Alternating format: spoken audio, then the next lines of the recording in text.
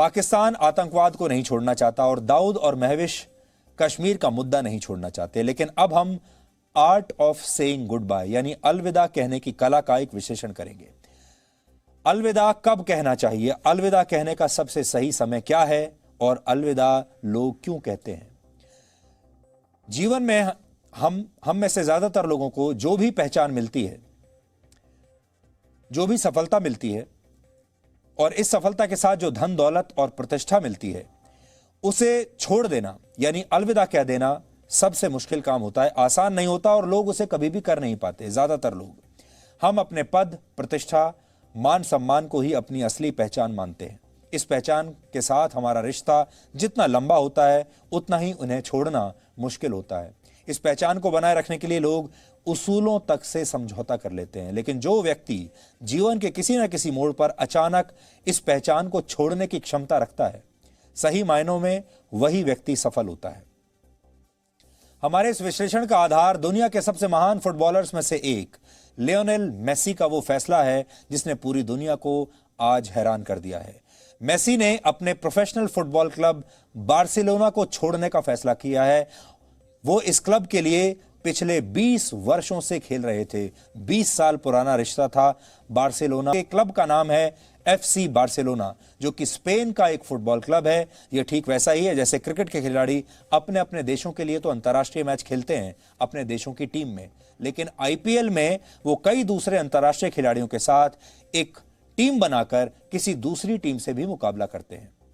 Messi का Barcelona को छोड़ने का फैसला ठीक वैसा ही है जैसे महेंद्र सिंह धोनी अचानक IPL की अपनी टीम चेन्नई सुपर किंग्स को छोड़ दें।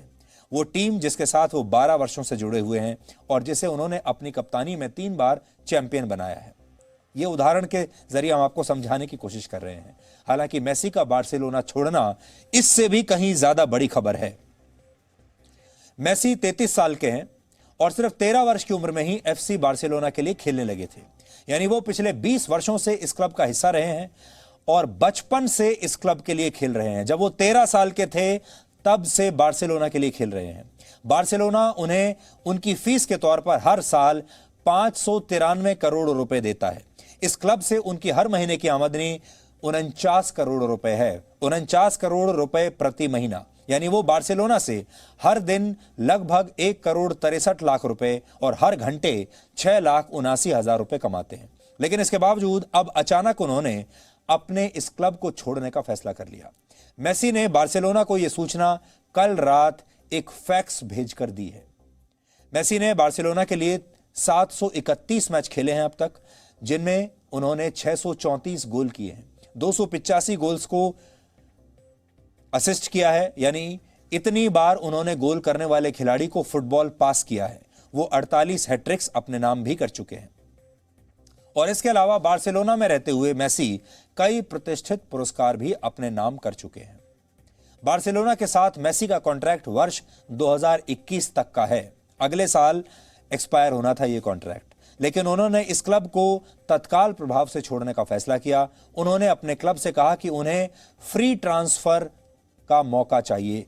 फ्री ट्रांसफर करना चाहते हैं। फ्री ट्रांसफर का मतलब है जब कोई दूसरा क्लब ज्वाइन करे तो बार्सिलोना उनसे जुर्माना ना वसूले। यानी जब मेसी किसी दूसरे क्लब को ज्वाइन कर लेंगे तो बार्सिलोना उन्हें उनके ऊपर कोई फाइन ना लगाए। हालांकि फुटबॉल के जानकारों का मानना है कि अगर बार्सिलोना उन्हें फ्री ट्रांसफर नहीं देता तो भी मेसी मानने वाले नहीं हैं और वो बार्सिलोना से को छोड़ने के लिए 700 मिलियन यूरोज यानी 6,000 करोड़ रुपए भी दे सकते हैं। यह रकम उनका नया क्लब चुकाएगा। इसे आम बोलचाल में बाय आउट कहा जाता है। अगर ऐसा हुआ तो यह फुटबॉल के इतिहास की सबसे बड़ी ट्रांसफर फी होगी। लेकिन मेसी जिस क्लब के साथ 20 वर्षों से खेल रहे हैं और जो क्लब उनकी पहचान बन गया था, उसे उन्होंने छोड़ने का फैसला क्यों किया, इसे आप 5 पॉइंट्स में समझिए।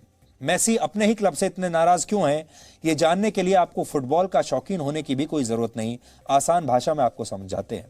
पहला कारण है कि वो अपने क्लब के हालिया प्रदर्शन से खुश नहीं थे। इसी महीने की 16 तारीख को उनकी टीम जर्मनी के बायर्न म्यूनिख क्लब के साथ मुकाबले में बहुत बुरी तरह से हारी थी। 8-2 से उनकी टीम हार गई थी। तो बड़ा कारण तो यह है कि बार्सिलोना की टीम आजकल बहुत बुरा प्रदर्शन कर रही थी और ऐसी टीम में खेलने से मेसी खुद भी परेशान थे और उनका खुद का करियर इससे प्रभावित हो रहा था। दूसरा कारण यह है कि वो अपने क्लब बार्सिलोना में होने वाली राजनीति से बहुत परेशान थे।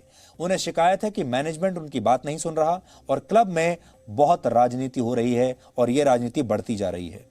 तीसरी वजह यह है कि पिछले कई वर्षों से बार्सिलोना की टीम पूरी तरह से अब एक ही व्यक्ति पर निर्भर होकर रह गई थी और वो है मेसी। उन पर हमेशा शानदार प्रदर्शन करने का दबाव रहता था और उनकी टीम उनके अलावा मैच जिताने वाले अच्छे खिलाड़ियों को अपनी टीम में शामिल नहीं कर पा रही थी। चौथी समस्या पैसे की है, क्योंकि कोविड-19 की वजह से बार्सिलोना की हालत ठीक नहीं है पैसे के हिसाब से और क्लब द्वारा खिलाड़ियों पर यह दबाव बनाया जा रहा है कि वो अपनी फीस में कटौती करें। मार्च के महीने में मेसी समेत बार्सिलोना के सभी खिलाड़ी अपनी फीस में 70% तक की कटौती करने के लिए तैयार भी हो गए थे, लेकिन खिलाड़ियों के लिए आगे भी ऐसा करते रहना बहुत मुश्किल है। पांचवी वजह यह है कि मेसी अपने दोस्त और अपने साथी खिलाड़ी रहे लुइस सुआरेज को टीम से निकाले जाने से बहुत नाराज हैं। लुइस सुआरेज भी बार्सिलोना के लिए खेलते हैं और वो मेसी के बहुत पक्के दोस्त हैं और उनका कॉन्ट्रैक्ट भी 2021 में समाप्त हो रहा है, लेकिन बार्सिलोना का मैनेजमेंट मेसी को यह बता चुका है कि वो सुआरेज का कॉन्ट्रैक्ट बढ़ाने के मूड में नहीं है, सुआरेज का कॉन्ट्रैक्ट नहीं बढ़ाएंगे। ये बात मेसी को अच्छी नहीं लगी। जैसा कि हमने आपको कहा, मेसी की पीड़ा को समझने के लिए आपको फुटबॉल का शौकीन होने की जरूरत नहीं। ये सारे कारण वही हैं जिनकी वजह से हम और आप भी अक्सर कई बार अपनी नौकरी छोड़ देते हैं, पद छोड़ देते हैं और कई बार रिश्तों को भी छोड़ देते हैं और अलविदा कह लेते हैं। फर्क सिर्फ इतना है कि ज्यादातर लोग ये बात सिर्फ मन में रखते हैं, जबकि मेसी ने इसे तुरंत सच करके दिखा दिया। और इसलिए आज हम मेसी के बहाने किसी भी चीज को अलविदा कहने की कला का विश्लेषण आपके लिए कर रहे हैं। इसके लिए फुटबॉल खेलने की जरूरत नहीं है, इसके लिए खिलाड़ी होने की भी जरूरत नहीं है। ये जो विश्लेषण है आपके जीवन में काम आ सकता है। अब लोग ये सवाल पूछ रहे हैं कि मेसी बार्सिलोना को छोड़ने के बाद किस क्लब में जा सकते हैं। इनमें सबसे बड़ा नाम है ब्रिटेन का मैनचेस्टर सिटी क्लब। इस रेस में शामिल दूसरे क्लब्स भी हैं, जैसे उनमें से एक है पेरिस सेंट जर्मेन और ये फ्रांस का एक बहुत मशहूर फुटबॉल क्लब है। मेसी यहां भी जा सकते हैं। अब आप सोच रहे होंगे कि अगर मेसी जैसे खिलाड़ी अपने देश की अंतर्राष्ट्रीय टीम में खेलते हैं तो फिर ये क्लब सिस्टम आखिर क्या है। जैसा हम आपको बता चुके हैं, ये आईपीएल की तरह होता है। दुनिया में अलग अलग देशों की अलग अलग फुटबॉल लीग होती है। इनमें अलग अलग क्लब्स एक दूसरे से मुकाबला करते हैं। उदाहरण के लिए ब्रिटेन की सबसे मशहूर लीग प्रीमियर लीग, जर्मनी की लीग का नाम है बुंडसलीगा और इसी तरह स्पेन की लीग का नाम है ला लीगा। यानी अलग अलग देशों में फुटबॉल की अलग अलग लीग्स हैं जहां फुटबॉल खेला जाता है, मैच खेला जाता है और उसमें अलग अलग क्लब्स की टीम खेलती है। मेसी इसी लीग में बार्सिलोना के लिए खेलते थे। मेसी आज दुनिया के सबसे महान फुटबॉलर्स में से एक हैं, लेकिन उनकी यह यात्रा आसान नहीं थी। उनके पिता अर्जेंटीना की एक स्टील फैक्ट्री में बहुत साधारण से कर्मचारी थे और उनकी मां घरों में साफ सफाई का काम किया करती थी। यानी बहुत गरीब परिवार से आते हैं मेसी ने बहुत छोटी उम्र में फुटबॉल खेलना शुरू कर दिया था, लेकिन 11 वर्ष की उम्र में यह पता चल गया उन्हें कि उन्हें ग्रोथ हार्मोन डेफिशिएंसी है। ये एक ऐसी बीमारी होती है, एक ऐसी स्थिति होती है जिसमें किसी व्यक्ति की हाइट बढ़ना बंद हो जाती है, यानी उसका कद छोटा रह जाता है। उस समय मेसी का कद सिर्फ 4 फीट 2 इंच था और इस स्थिति की वजह से हो सकता है उनका कद इतना ही रह जाता। इसके कुछ वर्षों के बाद ही बार्सिलोना ने मेसी की प्रतिभा को पहचाना और उनके इलाज का खर्चा उठाने का फैसला किया। मेसी बचपन में ही बहुत शानदार फुटबॉल खेलते थे और बहुत ही प्रतिभाशाली खिलाड़ी थे। बार्सिलोना ने उनकी इस प्रतिभा को पहचान लिया बचपन में ही और इस खिलाड़ी को अडॉप्ट कर लिया। अडॉप्ट कर लिया मतलब उसके साथ कॉन्ट्रैक्ट साइन कर लिया और ये कहा कि हम तुम्हें पैसा भी देंगे, तुम्हारी बीमारी के खर्चे का पूरा खर्चा उठाएंगे, लेकिन बशर्ते तुम हमारी टीम में खेलोगे। इसी दौरान मेसी अर्जेंटीना से स्पेन चले गए और फिर वहीं बस गए। आज मेसी का जो कद है, उनकी जो हाइट है, वो है 5 फीट 7 इंच, जबकि फुटबॉल में खिलाड़ियों का औसत कद 5 फीट 9 इंच के आसपास होता है। ये कम से कम हम आपको बता रहे हैं, वरना फुटबॉल के जो खिलाड़ी हैं वो इससे भी लंबे होते हैं। लेकिन मेसी ने अपनी इस शारीरिक कमी को अपनी मेहनत के आड़े नहीं आने दिया। उनके क्लब बार्सिलोना ने भी उनका पूरा साथ दिया और धीरे धीरे अपने परिश्रम के दम पर मेसी दुनिया के ऑल टाइम ग्रेट यानी महान खिलाड़ियों में शामिल हो गए। लेकिन अब उन्होंने बार्सिलोना के साथ अपने इस रिश्ते को तोड़ने का फैसला किया है। वो टीम जिसके लिए वो बचपन से खेलते आए हैं, वो टीम वो क्लब जिसने सबसे पहले मेसी को बचपन में पहचाना और ये देखा कि इस लड़के के अंदर बहुत जबरदस्त प्रतिभा है, उसका इलाज उस टीम ने कराया, उसका इलाज उस क्लब ने कराया, उस टीम को छोड़ने का फैसला कर लिया। मेसी का यह फैसला सिर्फ फुटबॉल की दुनिया की एक बड़ी घटना नहीं है, बल्कि उनका यह फैसला आम लोगों को भी कई सबक देता है। अब आपको यह समझना चाहिए कि इसमें सबक क्या है। पहला सबक यह है कि कोई भी रिश्ता हमेशा के लिए नहीं होता। रिश्ता कितना भी मजबूत और पुराना क्यों ना हो, अगर उसमें दरार आने लगे तो उससे अलग हो जाना ही बेहतर होता है। दूसरा सबक यह है कि जीवन में कोई चीज अगर सबसे ज्यादा स्थायी है तो वो है बदलाव। बदलाव ही सबसे स्थायी चीज है, इसलिए बदलाव के लिए हमेशा तैयार रहिए, फिर चाहे इसके लिए आपको अपनी पुरानी पहचान ध्वस्त करके नई पहचान ही क्यों ना बनानी पड़े। यानी आपको हमेशा खुद का एक बेहतर वर्जन बनने का प्रयास करना चाहिए।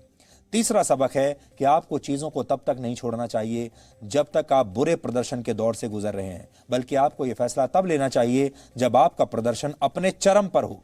यानी आप अपमान के साथ नहीं बल्कि सम्मान के साथ विदा लें। मेसी ने भी यह फैसला तब लिया जब उनका प्रदर्शन अच्छा था और वो लगातार स्कोर कर रहे थे। यह सही समय था जाने के लिए। मेसी के इस फैसले से चौथा सबक ये ले सकते हैं कि दुविधा और असुविधा में से अगर किसी एक चीज को चुनना हो तो हमेशा असुविधा को चुन लेना चाहिए, क्योंकि दुविधा से बड़ा रोग कोई है नहीं। गीता में श्री कृष्ण भी अर्जुन से यही कहते हैं कि तुम युद्ध लड़ो या मत लड़ो, लेकिन किसी भी प्रकार की दुविधा में कभी मत रहो। और पांचवा सबक यह है कि जिस कहानी को अंजाम तक पहुंचाना मुमकिन ना हो उसे एक खूबसूरत मोड़ पर छोड़ देना ही बेहतर होता है। बार्सिलोना और मेसी ने एक साथ जो सफलताएं हासिल की उनका दौर अब बीत चुका है। इसलिए इससे पहले कि एक साथ सफलता की ऊंचाइयां छूने वाले बार्सिलोना और मेसी एक साथ गर्त में चले जाते, एक साथ मिट्टी में चले जाते, मेसी ने खुद को इस कहानी और रिश्ते से अलग कर लिया। अब बार्सिलोना के पास भी उतना ही मौका है दोबारा से वापस वहीं जाने का, सफलता की उन्हीं ऊंचाइयों को छूने का, और मेसी के पास भी वैसा ही मौका है।